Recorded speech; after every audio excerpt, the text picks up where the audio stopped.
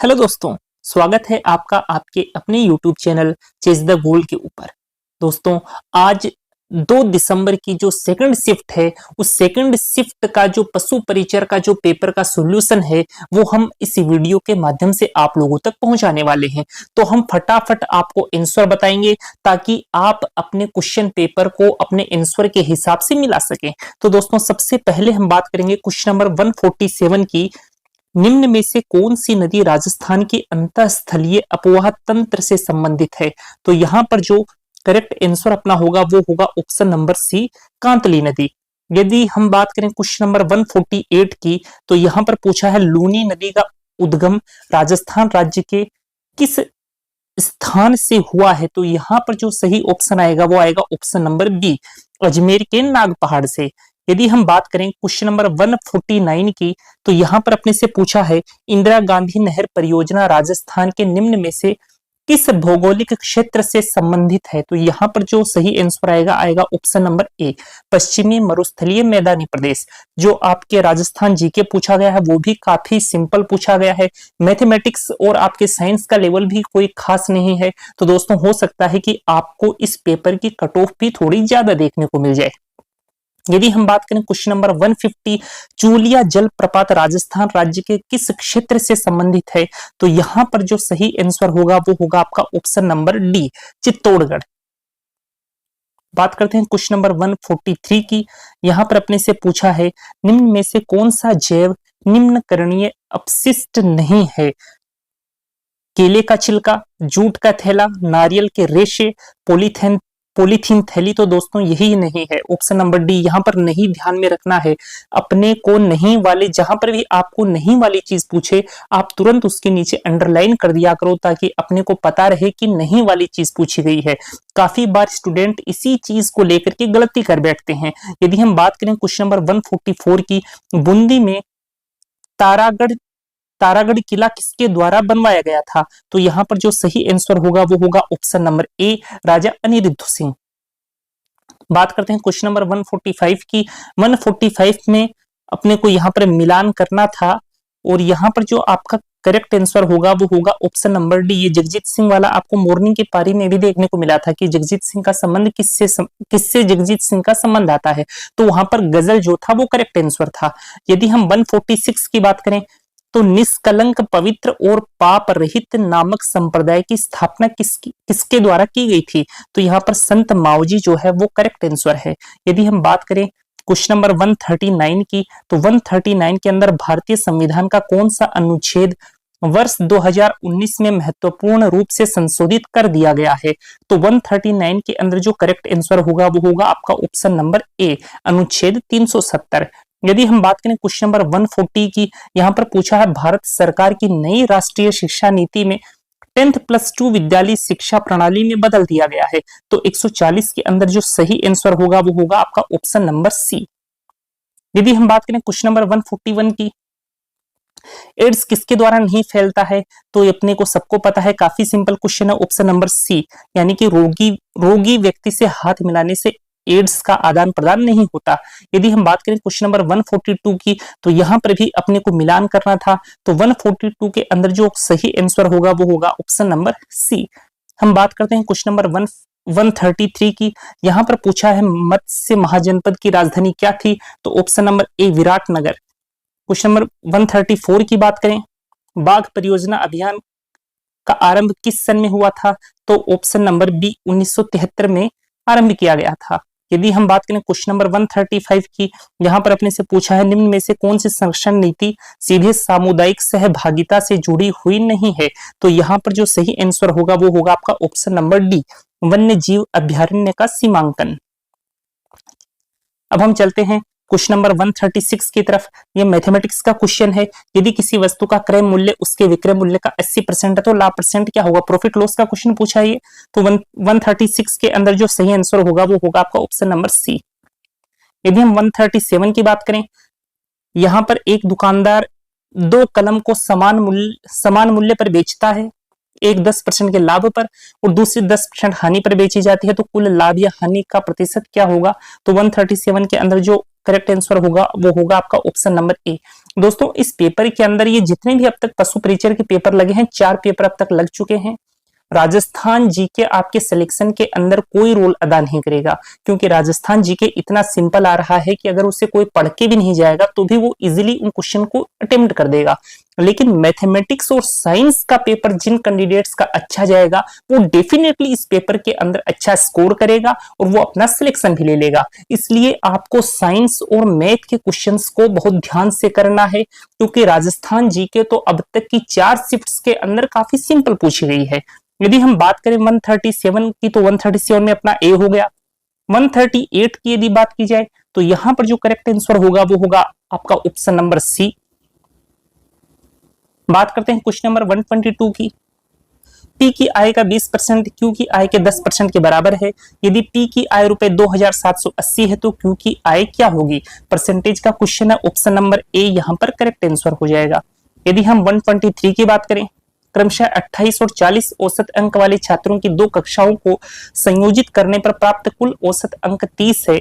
यदि दूसरी कक्षा में 35 छात्र हैं तो पहली कक्षा में छात्रों की संख्या क्या होगी? एवरेज का क्वेश्चन है, यहां पर जो आंसर होगा वो होगा आपका ऑप्शन नंबर डी। बात करते हैं क्वेश्चन नंबर 124 की। ए ने भूमि के एक भाग को 20% लाभ पर बी को बेचा और बी ने 10% के लाभ के साथ सी को बेचा। यदि सी भूमि के उस भाग के लिए रुपए इतने चुकाता है तो ए ने उसे कितने में खरीदा था? तो यहाँ पर जो करेक्ट आंसर होगा वो होगा आपका ऑप्शन नंबर ए। यदि दोस्तों आपको वीडियो पसंद आता है तो आप इस वीडियो को लाइक जरूर कीजिए और आप इस चैनल को सब्सक्राइब जरूर कर लीजिए, क्योंकि इस चैनल के ऊपर आपको पशु परिचर भर्ती परीक्षा से रिलेटेड सभी इंफॉर्मेशन देखने को मिलेंगी, चाहे वो आपके डॉक्यूमेंट वेरिफिकेशन से रिलेटेड कोई इंफॉर्मेशन हो, चाहे ऑफिशियल आंसर की से रिलेटेड इंफॉर्मेशन हो, चाहे आपके स्क्रूटनी फॉर्म से रिलेटेड कोई इंफॉर्मेशन हो, चाहे आपके रिजल्ट से लेकर के कोई इंफॉर्मेशन हो, चाहे छोटी से छोटी अपडेट हो, चाहे बड़ी से बड़ी अपडेट हो, हर अपडेट आपको इस चैनल के ऊपर देखने को मिलने वाली है। इसलिए आप इस चैनल को सब्सक्राइब जरूर कर लीजिए। बात करते हैं क्वेश्चन नंबर 125 की। यहां पर अपने से पूछा है, निम्न में से कौन से वन केवल माउंट आबू क्षेत्र में पाए जाते हैं? निम्नलिखित विकल्पों में से सर्वाधिक उपयुक्त उत्तर को चुनिए। तो 125 के अंदर जो करेक्ट आंसर होगा वो होगा आपका ऑप्शन नंबर सी, उपोष्ण कटिबंधीय पर्वतीय वन। बात करते हैं क्वेश्चन नंबर 126 की। यहां पर अपने से पूछा है, राजस्थान में सर्वाधिक वर्षा किस मानसून से प्राप्त होती है? ये मॉर्निंग शिफ्ट के अंदर भी पूछा गया था, यहाँ पर रिपीट हुआ है ये क्वेश्चन। तो 126 के अंदर जो सही जवाब होगा वो होगा ऑप्शन नंबर बी, दक्षिण पश्चिमी मानसून से। बात करते हैं क्वेश्चन नंबर 127 की। निम्न में से राजस्थान के किस स्थान पर मेजा बांध स्थित है? तो मेजा बांध जो है कोठारी नदी के ऊपर स्थित है। ऑप्शन नंबर सी आपका करेक्ट आंसर हो जाएगा, भीलवाड़ा। यदि बात करें क्वेश्चन नंबर 128 की, तो यहां पूछा है, निम्न में से राजस्थान की किस नदी पर बीसलपुर बांध का निर्माण किया गया है? ऑप्शन नंबर ए। ये भी मॉर्निंग शिफ्ट के अंदर पूछा गया था, यानी कि जितनी भी शिफ्ट, अब जैसे 3 दिसंबर को फर्स्ट और सेकंड शिफ्ट वालों को विशेष ध्यान रखना है कि अब तक जो 4 शिफ्ट हो चुकी हैं, आपको उन चारों शिफ्ट के जो भी आपके राजस्थान जीके से रिलेटेड क्वेश्चन उनको रट लेना है ढंग से, और कोई क्वेश्चन नया है तो उसको तो आपको डेफिनेटली ध्यान में रखना है, क्योंकि आपके 5th और 6th शिफ्ट के अंदर उन क्वेश्चंस को पूछे जाने की पॉसिबिलिटी सर्वाधिक होगी। यदि हम बात करें क्वेश्चन नंबर 129 की, तो यहां पर निम्न में से कौन सा एक कथन राजस्थान में काली मृदा के संदर्भ में सही नहीं है? देखो, जैसे नहीं की बात आई तो नीचे अंडरलाइन लगा दिया करो ताकि अपने माइंड में रहे कि यहाँ पर नहीं वाली चीज पूछी गई है। तो 129, ये क्वेश्चन नंबर है आपका 129। तो 129 के अंदर जो करेक्ट आंसर होगा वो होगा आपका ऑप्शन नंबर बी। हम बात करेंगे क्वेश्चन नंबर 130 की। तो 130 में अपने से पूछा है, केंद्रीय शुष्क क्षेत्र अनुसंधान संस्थान काजरी का मुख्यालय राजस्थान में कहां पर स्थित है? काफी सिंपल क्वेश्चन है, ये जोधपुर में, चाहे काजरी पूछ ले चाहे आफरी पूछ ले, ये दोनों क्वेश्चन एग्जाम में काफी बार पूछे जाते हैं, और इनके स्थापना वर्ष को भी आपको ध्यान में रखना है। हो सकता है अगली शिफ्ट में इनके स्थापना वर्ष को आपसे पूछ लिया जाए। यदि हम बात करें क्वेश्चन नंबर 131 की, तो यहां पर अपने से पूछा है, निम्न में से राजस्थान के किस क्षेत्र में अमृता देवी कृष्ण मृग अभ्यारण्य को विकसित किया गया है? तो ऑप्शन नंबर सी, जोधपुर यहां पर सही जवाब है। यदि हम बात करें क्वेश्चन नंबर 132 की, तो यहां पर अपने से पूछा है, निम्न में से किस निकाय के द्वारा राजस्थान रोड विजन 2025 तैयार किया गया है? तो 132 में जो सही जवाब है वो है आपका ऑप्शन नंबर सी। बात करते हैं क्वेश्चन नंबर 113 की। यहां पर अपने से पूछा है शीत ऋतु में राजस्थान में होने वाली वर्षा को क्या कहा जाता है? मावठ। बहुत ही सिंपल क्वेश्चन है और कल की शायद फर्स्ट या सेकंड शिफ्ट में से किसी शिफ्ट के अंदर ये क्वेश्चन पूछा भी गया था। यदि हम बात करें क्वेश्चन नंबर 114 की, तो यहाँ पर पूछा राजस्थान के राज्य पक्षी का नाम बताइए। तो राजस्थान का जो राज्य पक्षी है उसका नाम है गोडावण, ग्रेट इंडियन बस्टर्ड। काफी सिंपल क्वेश्चन आपके राजस्थान जीके के पूछे गए हैं। जो कैंडिडेट पढ़ के नहीं भी जाएगा वो भी इन क्वेश्चंस को इजीली अटेम्प्ट कर लेगा। इसलिए राजस्थान जीके आपकी कट ऑफ को डिसाइड करने में कोई रोल अदा नहीं करेगी। आपका सिलेक्शन केवल और केवल मैथमेटिक्स और साइंस के बेसिस पर होगा। इसलिए आपको मैथमेटिक्स और साइंस के क्वेश्चन को बहुत ही सही तरीके से अटेम्प्ट करना है। उनमें किसी प्रकार की कोई जल्दबाजी नहीं दिखानी है। यदि हम बात करें क्वेश्चन नंबर 115 की, तो क्वेश्चन नंबर 115 में अपने से पूछा है लक्ष्मी निवास मित्तल जिनका जन्म राजस्थान में हुआ है कौन से क्षेत्र से प्रसिद्ध हुए हैं? तो ये जो उद्योग है, उद्योग यहां पर सही जवाब हो जाएगा। यदि बात क्वेश्चन नंबर 116 की जाए, तो यहां पर पूछा है राजस्थान में जन्मी इला अरुण कौन से क्षेत्र से संबंधित हैं? तो यहां पर जो सही जवाब होगा वो होगा आपका लोक पॉप संगीत। वैसे ये अभिनेत्री भी हैं, कई फिल्मों में इन्होंने अभिनय का काम भी किया है। यदि हम बात करें क्वेश्चन नंबर 117 की, तो यहां पर अपने से पूछा गया है 2001-2011 के दशक में निम्न में से राजस्थान के किस जिले की जनसंख्या वृद्धि दर सबसे अधिक थी? तो यहां पर जो सही जवाब आएगा वो आएगा आपका ऑप्शन नंबर बी, बाड़मेर।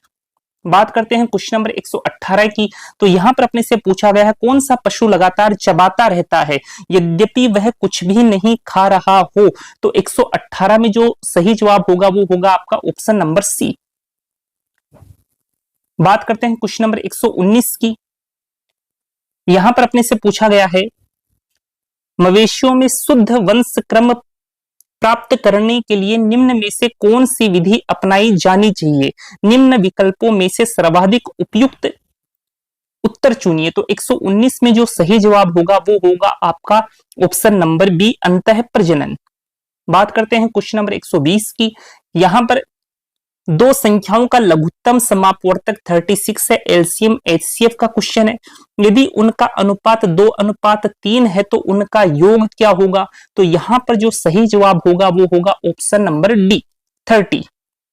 बात करते हैं क्वेश्चन नंबर 121 की, किसी स्थान की जनसंख्या 5% प्रति वर्ष की दर से 2023 में 84,000 हो जाती है तो 2025 में उसकी जनसंख्या क्या होगी? तो 121 के अंदर जो सही जवाब है वो है आपका ऑप्शन नंबर सी।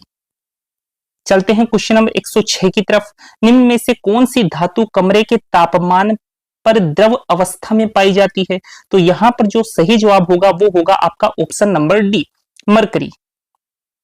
क्वेश्चन नंबर 107 को देखते हैं, बी का A% और ए का B% का अंतर प्रतिशत में क्या होगा? तो 107 के अंदर जो सही जवाब है वो है आपका ऑप्शन नंबर सी, 0%। 108 नंबर क्वेश्चन को देखते हैं जो आपका इरिगेशन का क्वेश्चन है, मिश्रण का क्वेश्चन है, इसको परसेंटेज का क्वेश्चन भी आप बोल सकते हो। दूध और पानी के 40 लीटर के मिश्रण में 25% पानी है, मिश्रण में 10 लीटर पानी और मिलाया जाता है तो अब कुल मिश्रण में दूध का परसेंटेज क्या होगा? तो 108 के अंदर जो सही जवाब होगा वो होगा आपका ऑप्शन नंबर डी। अब हम चलते हैं क्वेश्चन नंबर 109 की तरफ, जो एलसीएम एचसीएफ का क्वेश्चन अपने से एलसीएम पूछा गया है 5/6, 6/7 और 7/8 का एलसीएम क्या होगा? तो यहां पर जो सही जवाब होगा वो होगा आपका 210। चलते हैं क्वेश्चन नंबर 110 की तरफ, एक वयस्क मनुष्य में अस्थियों की संख्या कितनी होती है? बहुत ही सिंपल सा क्वेश्चन है, 206। चलेंगे क्वेश्चन नंबर 111 की तरफ, एक सामान्य मानव हृदय में कितने प्रकोष्ठ होते हैं? तो 4 होते हैं। हमारे द्वारा जो जनरल साइंस की क्लास ली गई है आप वहां से जनरल साइंस की क्लास देख सकते हैं। सारा का सारा जो आपका जनरल साइंस का जो पेपर है वो आपका उन्हीं क्लासेस से पूछा गया है, तो आप चाहें तो वहां से हमारी जनरल साइंस की क्लासेस देख सकते हैं। हमारे द्वारा हिस्ट्री की क्लासेस भी चैनल के ऊपर अपलोड की गई हैं, आप वहां से हिस्ट्री की क्लासेस देख सकते हैं, आप मैथमेटिक्स की क्लासें भी देख सकते हैं। तो दोस्तों अब हम अपनी श्रृंखला को आगे बढ़ाते हैं और चलते हैं क्वेश्चन नंबर 112 की तरफ। यहां पूछा गया है निम्न में से पलाश वन राजस्थान के किस क्षेत्र में नहीं पाया जाता? तो यहां पर जो सही जवाब होगा वो होगा आपका ऑप्शन नंबर डी, जैसलमेर। चलते हैं क्वेश्चन नंबर 102 की तरफ। यहां पर अपने से पूछा है परावर्तन के नियमों के संदर्भ में निम्न में से कौन सा कथन सही है? अब यहां पर अपने से पूछा गया है कि कौन सा कथन सही है, तो यहां पर जो ऑप्शन नंबर सी है, आपतन कोण सदैव परावर्तन कोण के बराबर होता है, ये एकदम सही बात है। चलते हैं क्वेश्चन नंबर 103 की तरफ। निम्न लिखित विकल्पों में से सर्वाधिक उपयुक्त उत्तर चुने। क्या है क्वेश्चन? गार्डन पी के पौधे में पुष्प का कौन सा रंग प्रभावी लक्षण के रूप में अभिव्यक्त होता है? तो यहां पर जो ऑप्शन नंबर डी है, बैंगनी, बैंगनी यहां पर सही जवाब होगा। चलते हैं क्वेश्चन नंबर 104 की तरफ। यहां पर अपने को दो सूचियां दी गई हैं, उनको आपस में मिलाना है। तो यहां पर जब आप मिलान करेंगे तो ऑप्शन नंबर डी जो है वो आपका करेक्ट आंसर होगा। चलते हैं क्वेश्चन नंबर 105 की तरफ। यहां पूछा निम्न में से कौन सा धातुओं का गुण नहीं है? तो धातुओं का गुण कौन सा नहीं है? देखो यहां पर नहीं वाली चीज पूछी है। निम्नलिखित विकल्पों में से सर्वाधिक उपयुक्त उत्तर चुनिए। तो यहां पर जो सही जवाब होगा वो चमकहीन, धातुओं का गुण नहीं है, तो चमकहीन ये है, यही धातुओं का गुण नहीं है, तो ऑप्शन नंबर ए आपका करेक्ट आंसर हो जाएगा। चलते हैं क्वेश्चन नंबर 98 की तरफ। यहां अपने से पूछा गया है नीचे दिए गए खिलाड़ियों में से राजस्थान राज्य से किसने पेरिस ओलंपिक्स 2024 में भारत का प्रतिनिधित्व किया था? तो यहां पर जो सही जवाब होगा वो होगा आपका Maheshwari Chauhan, option number C. चलते हैं क्वेश्चन नंबर 99 की तरफ। यहां अपने से पूछा गया है केमल पॉक्स के बारे में असत्य कथन का चयन करें। असत्य पूछा गया है तो नीचे अंडरलाइन लगा दो कि असत्य की बात अपने से पूछी गई है। तो 99 के अंदर जो असत्य चीज है वो है यह जीवाणु जनित रोग है। चलते हैं क्वेश्चन नंबर 100 की तरफ। यहां अपने से पूछा है ऊंट में तिब्रसा सर्रा रोग के लिए निम्नलिखित में से कौन रिस्पॉन्सिबल है, कौन उत्तरदायी है? क्वेश्चन नंबर 100 की हम बात कर रहे हैं, तो यहाँ पर ये वायरस उत्तरदायी है इस चीज के लिए। ऑप्शन नंबर ए एकदम सही जवाब है। चलते हैं क्वेश्चन नंबर 101 की तरफ। यहां अपने से पूछा गया है निम्न कथनों में से कौन सा प्रकाश के संदर्भ में गलत है? प्रकाश के संदर्भ में गलत पूछा गया है। जिस स्टूडेंट का ये पेपर है उसने भी देखो गलत, और जहां गलत पूछा, गलत की बात की गई है उसके नीचे अंडरलाइन लगाई है। और आपको भी पेपर अटेम्प्ट करते टाइम जहां पर भी नहीं की बात की जाए, गलत की बात की जाए, असत्य की बात की जाए, तो उसके नीचे अंडरलाइन जरूर लगानी है, ताकि आप किसी नहीं वाली चीज को हाँ वाली चीज करके आप उस क्वेश्चन को अटेम्प्ट ना कर दो और कहीं आपका क्वेश्चन नेगेटिव मार्किंग में ना चला जाए। इसलिए आपको इस चीज का विशेष ध्यान रखना है। यदि हम बात करें क्वेश्चन नंबर 101 की, यहां पर ऑप्शन नंबर बी एकदम करेक्ट जवाब हो जाएगा। चलते हैं क्वेश्चन नंबर 93 की तरफ। यहां पूछा राजस्थान के वर्तमान गवर्नर का नाम क्या है? तो राजस्थान के जो वर्तमान गवर्नर हैं उनका नाम है हरिभाऊ किशन राव वागड़े। आपको ध्यान रखना है, आपकी अगली शिफ्ट में इस क्वेश्चन के पूछे जाने की पॉसिबिलिटी है। चलते हैं क्वेश्चन नंबर 94 की तरफ। यहां पे से पूछा है मनुष्य में कितने प्रकार के दांत होते हैं? बहुत ही सिंपल क्वेश्चन है, ऑप्शन नंबर सी बिल्कुल सही जवाब है। यदि चले हम लोग क्वेश्चन नंबर 95 की तरफ। यहां अपने से पूछा गया है वह ग्रंथि जो इंसुलिन का स्त्रवण करती है और इंसुलिन के लगातार कम स्त्रवण से हो जाता है, तो यहां पर जो सही जवाब होगा वो होगा आपका ऑप्शन नंबर सी। चलते हैं क्वेश्चन नंबर 96 की तरफ। यहां अपने से पूछा गया निम्नलिखित में से कौन कौन से रोग वायु द्वारा संचरित होते हैं? तो यहां पर जो आपका 96 के अंदर जो सही जवाब होगा वो होगा आपका ऑप्शन नंबर ए। चलते हैं क्वेश्चन नंबर 97 की तरफ। यहां पूछा है कृष्णा पुनिया राजस्थान की एक महिला खिलाड़ी किस खेल से संबंधित हैं?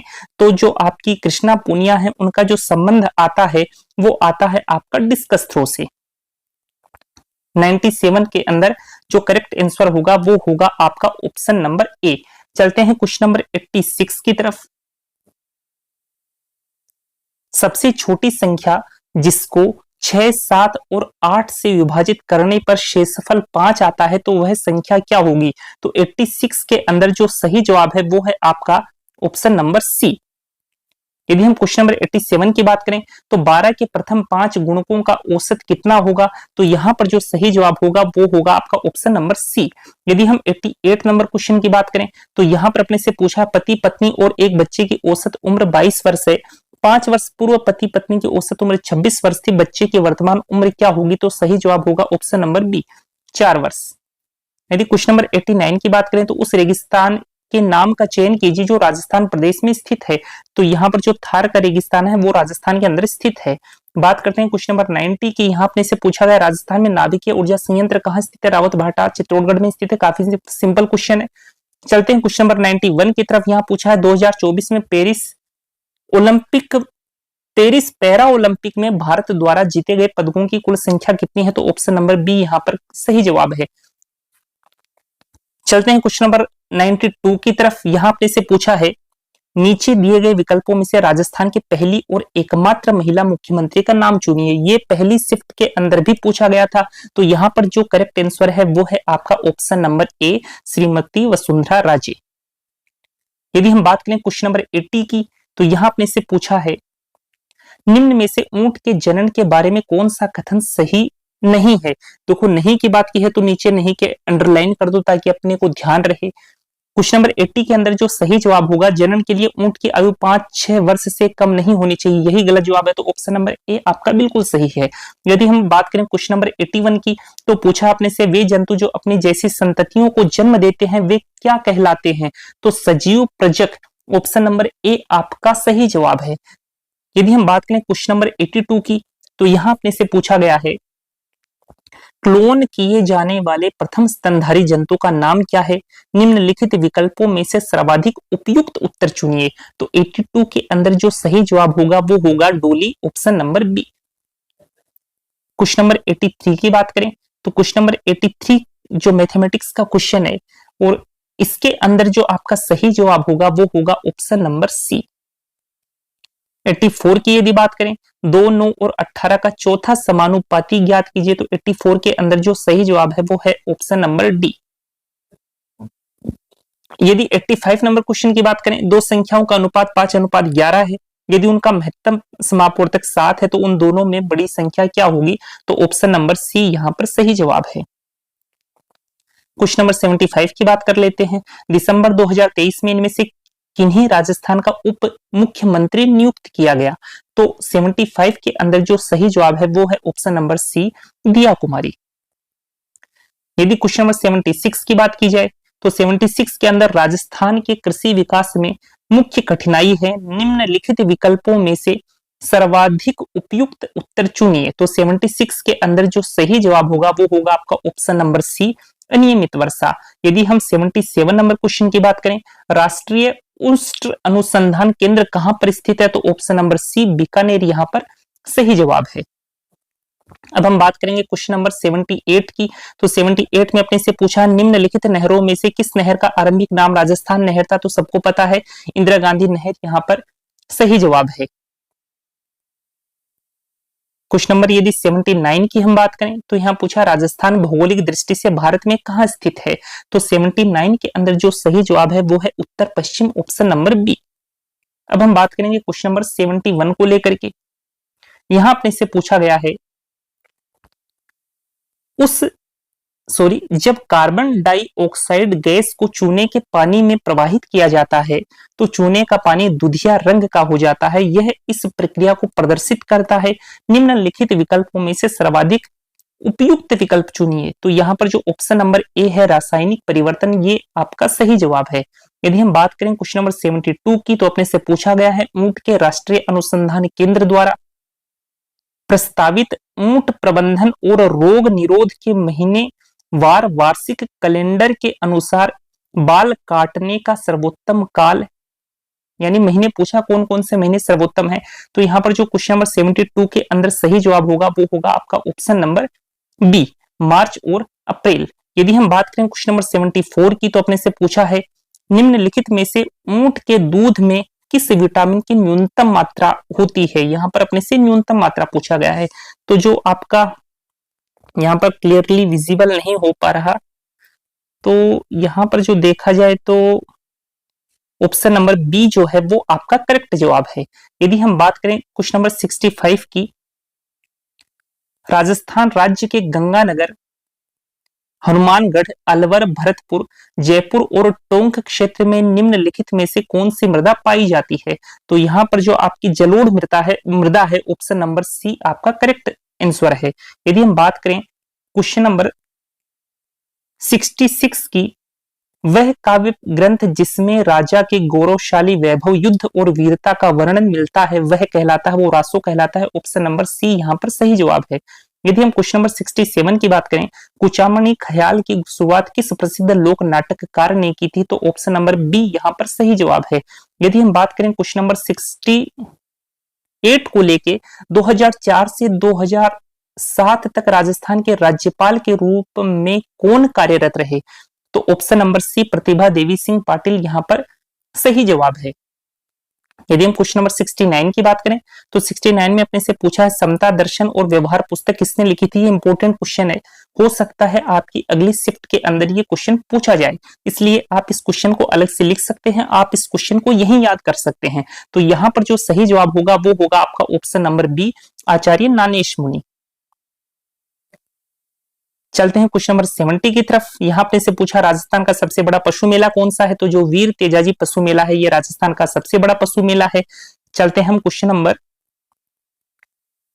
61 की तरफ। 61 में अपने से पूछा है निम्न में से राजस्थान में पशु चारे के लिए कौन सी प्रमुख घास प्रयोग की जाती है, तो ऑप्शन नंबर ए यहां पर सही जवाब है। यदि हम क्वेश्चन नंबर 62 की बात करें, तो 62 के अंदर अपने से पूछा है चरवाहों द्वारा शुष्क क्षेत्रों में निम्न में से सामान्य रूप से कौन से जंतुओं को पाला जाता है, तो यहां पर जो ऑप्शन नंबर ए है वो सही जवाब है। यदि हम क्वेश्चन नंबर 63 की बात करें, तो अपने से पूछा गया है पेस्टोरलिज्म शब्द का अर्थ क्या है, तो यहां पर जो ऑप्शन नंबर बी है जंतुओं का पालन पोषण और पशुचारण, ये यहां पर सही जवाब है। हम बात करेंगे क्वेश्चन नंबर 64 की, तो यहां पर अपने से पूछा राजस्थान के किस भौगोलिक क्षेत्र में मुकुंदरा, और यहां पर ये क्लियरली विजिबल नहीं हो पा रहा, पहाड़ियां स्थित हैं, तो यहां पर जो आपका सही जवाब आएगा वो आएगा ऑप्शन नंबर सी दक्षिण पूर्वीय पठारीय प्रदेश। अब हम चलते हैं क्वेश्चन नंबर 55 की तरफ। यहां अपने से पूछा है निम्न में से उस विकल्प को चुनिए जिससे नियमित परावर्तन होता है, तो यहां पर जो आपका पॉलिश की हुई लकड़ी की चिकनी मेज ऑप्शन नंबर सी आपका सही जवाब है।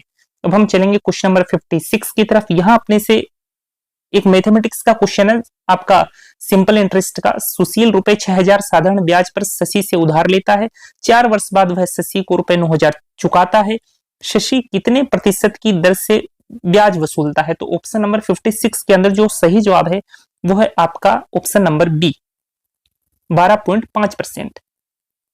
यदि हम बात करें क्वेश्चन नंबर 57 को लेकर के, तो यहां अपने से पूछा है एक निश्चित धनराशि एक बैंक में जमा की जाती है जो 5% प्रतिवर्ष की दर से साधारण ब्याज देता है, कितने वर्षों में धनराशि दुगुनी हो जाएगी, तो यहां पर जो सही जवाब होगा वो होगा आपका ऑप्शन नंबर सी 20 वर्ष। यदि हम बात करें क्वेश्चन नंबर 59 को लेकर के, तो यहां अपने से पूछा गया राजस्थान की पिछोला झील कहां स्थित है, उदयपुर में स्थित है। काफी सिंपल क्वेश्चन है।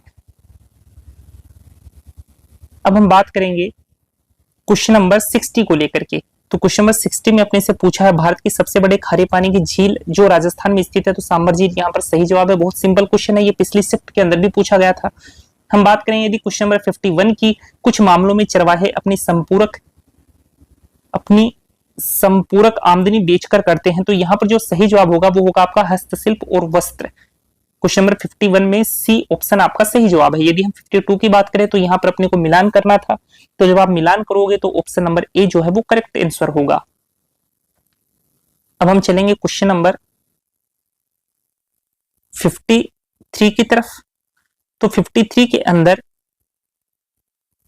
पूछा है किसी नियत कोण पर आनत दो समतल दर्पणों के बीच रखी वस्तु के बनने वाले प्रतिबिंबों की संख्या के लिए निम्न में से कौन सा सूत्र सही है, तो 53 के अंदर जो सही आंसर होगा वो होगा ऑप्शन नंबर ए। यदि हम क्वेश्चन नंबर 54 की बात करें, सामान्य मानव नेत्र में प्रकाश केंद्रित होता है, सामान्य मानव नेत्र में प्रकाश केंद्रित होता है, तो 54 के अंदर जो सही आंसर होगा वो होगा आपका ऑप्शन नंबर बी। यहां पर ये जो क्वेश्चन है 47, ये आपका ये 49 है, ये क्वेश्चन नंबर आपका 47 है, ये 47 नंबर क्वेश्चन है, और ये जो क्वेश्चन है आपका ये है 48 नंबर, तभी ये क्वेश्चन 49 नंबर होगा। ठीक है, तो 47 नंबर जो क्वेश्चन है उसमें अपने से पूछा है 2011 की जनगणना के अनुसार निम्न में से राजस्थान के किस जिले की साक्षरता दर सबसे अधिक रही। तो क्वेश्चन नंबर जो 47 है उसमें जो सही जवाब होगा आपका वो होगा कोटा, ऑप्शन नंबर डी। यदि हम बात करें क्वेश्चन नंबर 48 को लेके, तो निम्न में से कौन सा राष्ट्रीय राजमार्ग राजस्थान से होकर गुजरने वाला प्रमुख राजमार्ग है जो दिल्ली से जयपुर, अजमेर और उदयपुर से होते हुए मुंबई जाता है। तो 48 में जो सही जवाब होगा वो होगा ऑप्शन नंबर ए। चलते हैं क्वेश्चन नंबर 49 की तरफ। यहां अपने से पूछा गया है सरकारी नीतियों और आधुनिक विकास के कारण चरवाहों द्वारा अपने पशुओं और जीविकाओं को खोने की प्रक्रिया को क्या कहा जाता है। तो 49 के अंदर जो सही जवाब होगा वो होगा आपका ऑप्शन नंबर डी, चरवाहा आप्रवासन।